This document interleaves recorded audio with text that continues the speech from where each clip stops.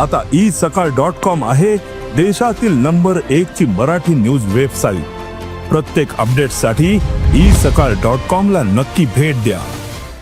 ठीक, चांगली गोष्ट आहे। आणि कोणतेही पक्ष एकत्र होत तर शेवटी त्यांचा हा व्यक्तिगत विषय आहे, त्याच्यामध्ये आपण बोलणं उचित नाही आहे। सिंहासन खाली करा, ठाकरे येत आहे अशी गर्जना संजय राऊतांनी केली कालच्या मेळाव्यात। संजय राऊत खाली बसलेले होते, त्यांनी जास्त बोलायचं नसतं, वरती सिंहासनवरती होतं। जे बाळासाहेब ठाकरेंना जमलं नाही ते देवेंद्र फडणवीस यांना जमलं असं राज ठाकरे म्हटलेले आहेत। व राजसाहेब हे बोलण्यामध्ये कसे आपल्याला सगळ्यांना माहीत आहे, त्यामुळे देवेंद्रजींनी पण रात्री काल तरी काहीतरी प्रतिक्रिया दिली, मी ती काही पाहिली नाही, पण शेवटी आता हे चालणार आहे। उद्धव ठाकरेंना राज ठाकरेच्या पाया पडावं लागलं असे नितीश राणे म्हणतात।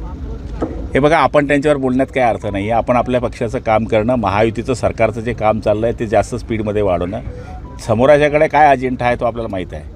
मराठी आपण पण आहे, मराठी ते पण आहे।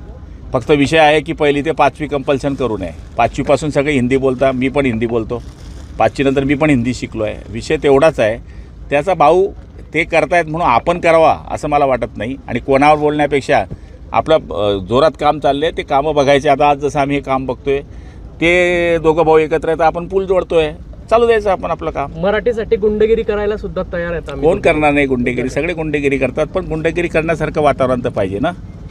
तो ठाकरे नावाचा ब्रँड आता राहिला नाही। ठाकरे नावाचा ब्रँड असतं तर बाळासाहेब ठाकरे असते तेव्हा आपण 288 आमदार निवडून राहिले असते। आता पण शिवसेना 74-70च्या पुढे जात नाही असं तुमचे आमदार जे आहेत संजय गायकवाडांनी म्हटलंय।